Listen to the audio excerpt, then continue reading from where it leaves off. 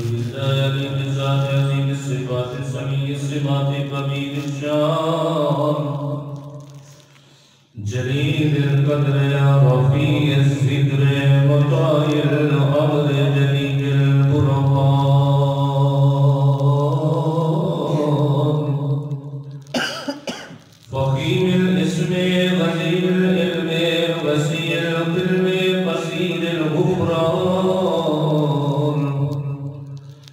جميل الثناء جليل العطاء مجيب الدعاء عظيم الإحسان سريع الحساب شديد العقاب أليم العذاب عزيز السلطان ونشهد أن لا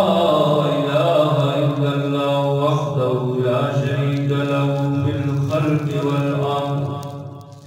ونشهد أن سيدنا ومولانا محمدا عبده ورسوله الذي مبعوث إلى الأسود والأحمر وصلى الله تعالى على رسول خير خلقه محمد وآله وأصحابه أجمعين.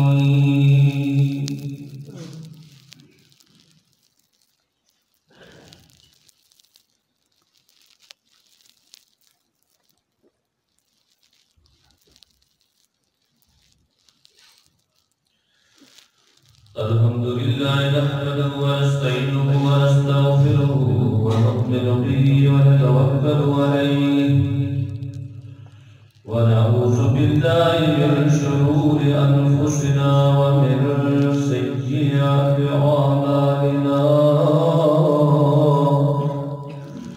من يهده الله فلا مضل له ومن يضلل فلا هادي له ونشهد أن لا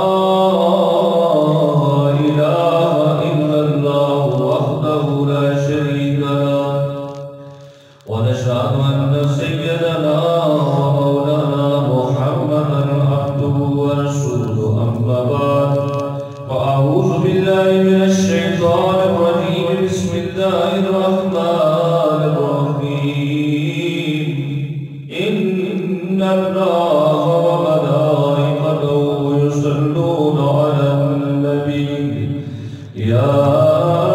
أيها الذين آمنوا صلوا عليه وسلموا تسليما اللهم صل على سيدنا محمد النبي الأمي وآله وأصحابه وبارك وسلم سبحان ربك رب العزة عما يصفون وسلام على المرسلين والحمد لله رب العالمين.